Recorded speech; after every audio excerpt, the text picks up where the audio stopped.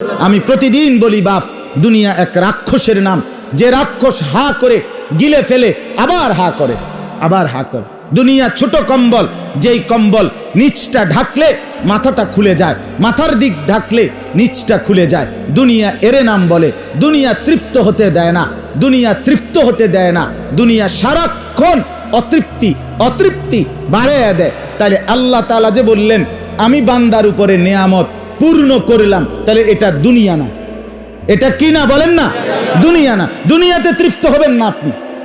মানে আমি বুঝাইতে চাই দুনিয়াটা এমন, দুনিয়া আমরা প্রত্যেকটা মানুষ তার কিছু প্রয়োজন পূরণ করবার আগে আগেই সে আরো 50টা প্রয়োজনের টার্গেট করে ফেলে কিনা বলে, তাহলে দুনিয়ার প্রয়োজন পূরণ হবে না। দুনিয়ার প্রয়োজন কি হবে না? আমি প্রতিদিন বলি বাপ, দুনিয়া এক রাক্ষসের নাম, যে রাক্ষস হা করে গিলে ফেলে আবার হা করে, আবার হা করে। দুনিয়া ছোট কম্বল, যেই কম্বল নিচটা ঢাকলে মাথাটা খুলে যায়, মাথার দিক ঢাকলে নিচটা খুলে যায়। দুনিয়া এরে নাম বলে। দুনিয়া তৃপ্ত হতে দেয় না, দুনিয়া তৃপ্ত হতে দেয় না। দুনিয়া সারাক্ষণ অতৃপ্তি অতৃপ্তি বাড়াইয়া দেয়। তাহলে আল্লাহ তাআলা যে বললেন আমি বান্দার উপরে নেয়ামত পূর্ণ করলাম, তাহলে এটা দুনিয়া না, এটা কি না বলেন না? দুনিয়া না। দুনিয়াতে তৃপ্ত হবেন না আপনি, দুনিয়াতে তৃপ্ত হবেন না। আমার মসজিদের এক মুসল্লি 3-4 বছর আমারে প্রত্যেক জুমায় আমারে দেখা হইলেই বলে হুজুর কিছু ঋণ আসি, দোয়া করেন। আমি কাছে দোয়া করলাম আল্লাহ আপনারে ঋণ মুক্ত করেন। কিরে ভাই সবসময় এ কথাটা কয় বেড়া। আমি একদিন জিগাইলাম চাচা আমনে তো শুনছি 2-3 ছেলে বিদেশ, আপনার এত ঋণ হয় কেন? মানে এত ঋণ কা, এটি সুদ হয় না? হুজুর কিতা করতাম তে মাসে 6 মাসে টাকা ফাটায় 6 লাখ 8 লাখ।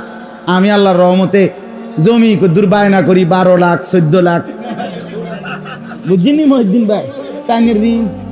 তা আমি বললাম কাকা এই শেষ, আর দোয়া আমি করলাম না। আমনের এই রঙের ঋণ, তামসার ঋণ, এটা না আমি দোয়া করে কোনো কুলে থাকতাম না, বুঝছি। কারণ আমনের টাকা ফাটায় 6 লাখ, আমনের জমি কলা ঘরেন কত 12 লাখ। তা আমনের এই ঋণ কেমনে শেষ হইব বলেন? এটা শেষ হইব কোনোদিন? এই হলো দুনিয়া। এর নাম কি বলেন না? দুনিয়া। দুনিয়া ধোকা, দুনিয়া ধোকা, দুনিয়া তামাশা, দুনিয়া তামাশা। দুনিয়া কাউকে তৃপ্ত হতে দেয় না, দুনিয়া কাউকে থাকতেও দেয় না। দুনিয়া কাউকে থাকতে দেয় নাই, দুনিয়া আমাকেও থাকতে দিবে না, আমাকেও দেখবে। দুনিয়া ধাক্কা দেবেই, দুনিয়া লাথি দেবেই, দুনিয়া কবরে ছুঁড়ে মারবেই, কোনো সন্দেহ, কোনো সন্দেহ নাই।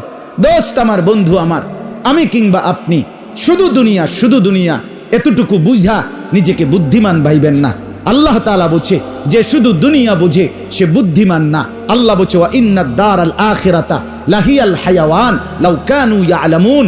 বান্দা যদি তোমার বুঝ থাকতো, যদি তুমি কিছু বুঝতে, তাইলে তুমি বুঝতা আখিরাতের ঘর, পরকালের ঘর, সেটাই হচ্ছে জীবন, সেটাই হচ্ছে বেঁচে থাকা। যাই হোক, আসেন তো ওই কথাটা যে আল্লাহ তাআলা তার বান্দার উপরে নেয়ামত পূর্ণ করলেন, তো এটা কি দিয়া? এই ইমাম মুজাহিদ রাহমাতুল্লাহি আলাইহি বলেন লা ইলাহা, কালেমার দৌলত, বিশুদ্ধ ঈমান, পরিপূর্ণ ঈমান, এটা আল্লাহ যাকে দান করছেন উনি বলেন আল্লাহর কসম আল্লাহ তাআলা তাকেই নিয়ামত পূর্ণ করেছেন। তাহলে পরিপূর্ণ নিয়ামত পেল সে, কালেমাওয়ালা হলো যে, পূর্ণ ঈমান যে পেল, পূর্ণ ঈমান, যার ঈমানের মধ্যে কুফর নাই, যার ঈমানের মধ্যে শিরক নাই, যার ঈমানের মধ্যে নিফাক নাই, যার ঈমানের মধ্যে ইরতিদাদ মানে মুরতাদ হয় নাই, যে ব্যক্তি কাফের না, যে ব্যক্তি মুশরিক না, যে ব্যক্তি মুনাফিক না, যে ব্যক্তি মুরতাদ না, সেই মুকাম্মাল, সেই সফল, সেই কামিয়াব, সেই পরিপূর্ণ নিয়ামত পেয়ে গেল। আল্লাহ আমাদেরকে এমন ঈমানদার হওয়ার তৌফিক দান করেন। আমার বাপ, এই তাওহীদ, আল্লাহর একত্ববাদ, আল্লাহ তাআলা বলেন 7 আসমানের উপরে, 7 তবক জমিনের নিচে, গোটা কায়নাতের মধ্যে যেদিকে যা, যেখানে যা, বান্দা সব কিছু এই তাওহীদের ভিত্তিতে, আমি একজন করছি, একজন পরিচালনা করছি, একজন, এর ভিত্তিতেই গোটা সৃষ্টি আমি আল্লাহ একাই পরিচালনা করছি।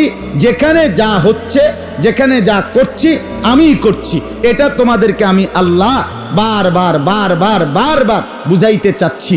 সেই বুঝের একটা নমুনা এই আয়াত। এবার শুধু তর্জমাটা বলি, খুব লম্বা ব্যাখ্যা করা আমার উদ্দেশ্য না।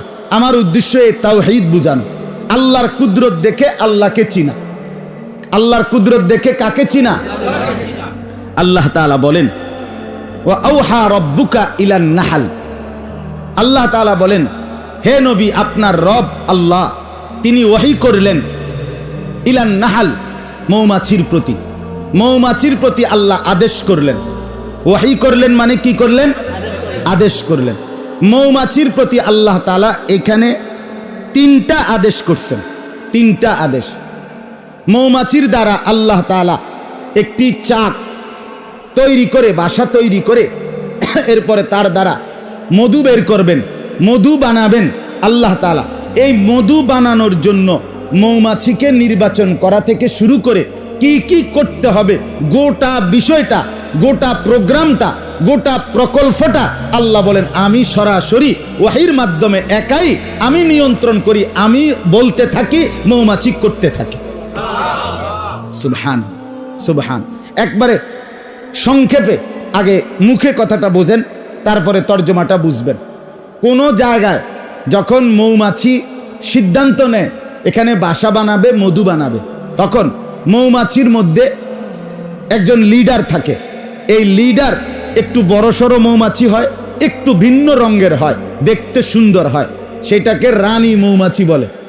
এই মৌমাছি নির্দিষ্ট জায়গা নির্ধারণ করে এই জায়গার মধ্যে 3 সপ্তাহে 6 থেকে 12,000 ডিম পারে। এরপরে তাকে কেন্দ্র করে আপনার তার পাশে অনেকগুলো মৌমাছি এসে জমা হয়। তো সে তাদেরকে নিয়োগ দেয়, মানে তার এই বাসা বানানোর কাজে সে এই মৌমাছি রানীটা এগুলোকে নিয়োগ দেয়, মানে এরারে সে গ্রহণ করে। গ্রহণ করার পর এই রানী মৌমাছিটা আপনার এই যেই মৌমাছিগুলো তার পাশে আসলো এগুলোকে সে দায়িত্ব বন্টন করে দেয়, দায়িত্ব দেয় আর কি, একদম নিখুঁত দায়িত্ব, হিসাব করা। এক গ্রুপের দায়িত্ব হলো যেই বাসাটা চাকটা বানাবে এই চাকটার পাহারাদার, দারোয়ান, এই হলো এক গ্রুপ। 2 নাম্বার, এক গ্রুপের দায়িত্ব হলো ডিম যে ফুটাইছে এই ডিমের পাহারাদার। 3 নাম্বার আরেক গ্রুপের দায়িত্ব হলো ডিম থেকে যে বাচ্চা ফুটবে নতুন, এই বাচ্চা ছোট্ট এগুলোর তদারকি করা, এগুলোর পাহারাদারি করা, এটার দায়িত্ব হলো, এটা এক গ্রুপের দায়িত্ব। 4 নাম্বার আরেক গ্রুপের দায়িত্ব হলো এখান থেকে বের হয়ে তারা বিভিন্ন উদ্ভিদ, ছোট্ট ছোট্ট গাছ, এ বনে জঙ্গলে বিভিন্ন জায়গায় বিভিন্ন গাছ, যেটা আমাদের খাদ্য খাবারের উপকার না, এমনিতে গাছ, ছোট ছোট উদ্ভিদ, এগুলোর গায়ের মধ্যে সাদা ছোট্ট ছোট্ট পাউডারের মতো এক ধরনের গুঁড়া থাকে। এই গুঁড়া এগুলো সংগ্রহ করে এক ধরনের মৌমাছি। এরা আইনা এগুলোকে যখন এখানে আইনা রাখে, এগুলোকে মৌমাছি তার বাসা বানানোর জন্য মোম হিসাবে গালাইয়া, মোমের মতো এগুলোকে বানাইয়া ওই বাসার চতুর্দিকে, ছোট ছোট্ট যে বাসা, এটার চতুর্দিকে মোম দিয়া বাউন্ডারি, দেওয়াল, ওয়াল বানাইয়া এটাকে সুন্দর করে বাসা বানায়। এইটা হলো এক গ্রুপের দায়িত্ব। আরেক গ্রুপ বড় অংশ, ওরাদের দায়িত্ব হলো এই বাসা বানানো। এই যে বাসাগুলো বানায়, একটি চাকের মধ্যে তাফসীরের মধ্যে লিখছে প্রায় 20,000 ঘর মৌমাছি বানায়।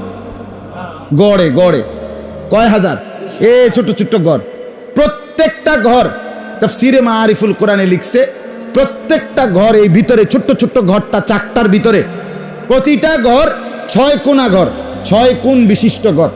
তো স্কেল দিয়ে, রোলার দিয়ে প্রকৃতি বিজ্ঞানীরা শতবার মাইপা হিসাব করে, পরীক্ষা নিরীক্ষা করে মাইপা দেখছে এই 20,000 ঘর কিংবা কম বেশ যত হাজারই ঘর হোক, একটি ঘর আরেক ঘর থেকে 1 সুতা, 1 ইঞ্চি, 1 জাররা কম হয় না, নিখুঁত সমান,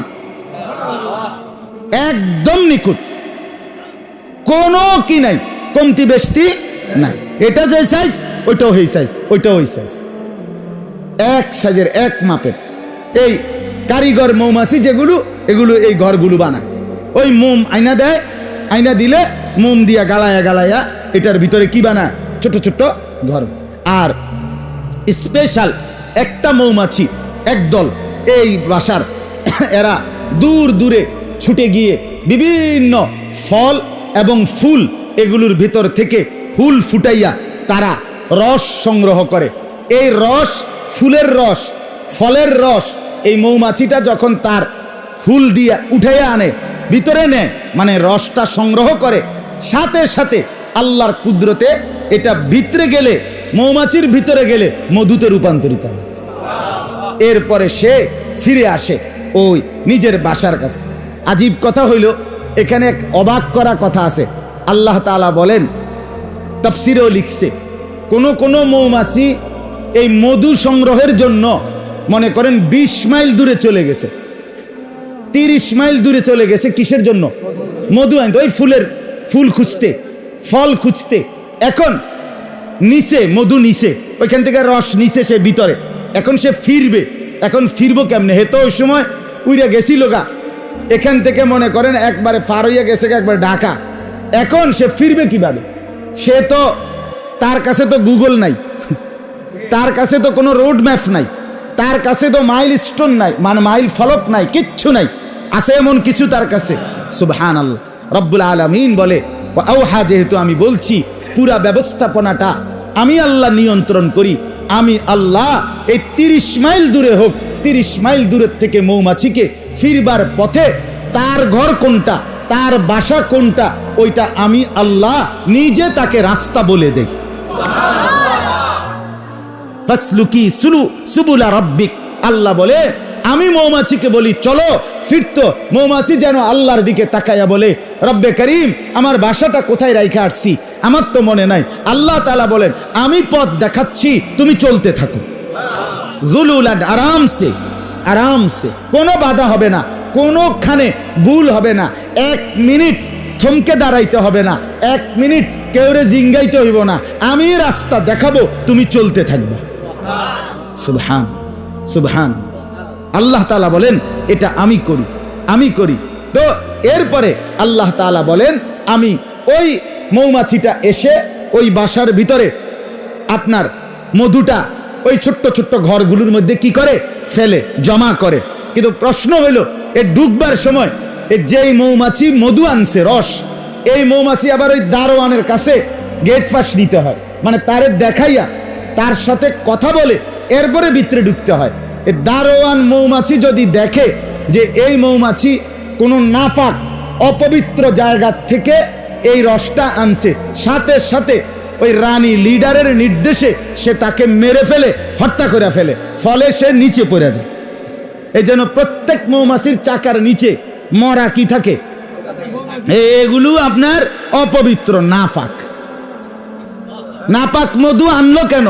এই জন্য এটার শাস্তি, অপবিত্রতার স্থান নাই এখানে। রব্বুল আলামিন বলেন, আমি মৌমাছিকে প্রথম বলে দিছি, রানী মৌমাছিকে বাসা বানাইবার জন্য তুমি যে জায়গা নির্ধারণ করবা, উঁচা পাহাড়ের উপরে অথবা গাছের উপরে, অথবা যেই বাড়ির দেওয়াল, যেই বাড়ির চাল একদম উঁচু, এই উঁচু চাল এত উপরে যেন বিশুদ্ধ বাতাস আসা যাওয়া করে, কোনো নাপাকি, নোংরা, ময়লা, অপরিচ্ছন্ন কিছু যেন ওইটার মধ্যে না আসে, এরকম পবিত্র উচ্চ জায়গায় বাসা নির্ধারণ করো। সেখানে আমি আল্লাহ মানবের জন্য শ্রেষ্ঠ খাদ্য, পানীয় এবং তাদের চিকিৎসার একটি বড় ঔষধ হিসাবে মধু তৈরি করতে থাকছি। সুবহানাল্লাহ, সুবহানাল্লাহ। শেষ কথা। তাইলে আল্লাহ তাআলা বলেন, বান্দা, যদি তোমার বিবেক থাকে, তোমার কলজার ভিতরে আর দেমাগের ভিতরে যদি স্ক্রু নাট বল্টু থাকে, তুমি যদি বিবেকবান থাকো, তো তুমি শুধু আমার এই কোটি কোটি সৃষ্টির মধ্যে শুধু মৌমাছির বাসার দিকে যদি একবার তাকাও, আর এই পুরা ব্যবস্থাপনাটা যদি খেয়াল করো যে আমি আল্লাহ এক মধু বানাইবার জন্য তোমার জন্য আমি কি ব্যবস্থাপনাটা করছি, নিশ্চিত তুমি আমাকেই চিনবা, আমার কুদরতি বুঝবা, আমাকেই ডাকবা, আমার গোলামি করবা। কিন্তু হায় আফসুস, বিবেকবান মানুষ, অজ্ঞান মানুষ, অবিবেচক মানুষ না নিজের মাঝে দেখে, না আল্লাহর সৃষ্টির মাঝে দেখে। কোনো দিকে তাকাইয়া সে আল্লাহকেই দেখতে পায় না, আল্লাহর বন্দিকেই খুঁজতে পায় না। যা দেখে শুধু নারী দেখে, যা দেখে শুধু ছবি দেখে, যা দেখে শুধু নর্তকী দেখে, যা দেখে শুধু দুনিয়ার লোভ লালসা দেখে। অথচ দেখা উচিত ছিল আল্লাহর কুদরত, দেখা উচিত ছিল কি, চেনা উচিত ছিল আল্লাহকে, বন্দিগি করা, গোলামি করা উচিত ছিল কার?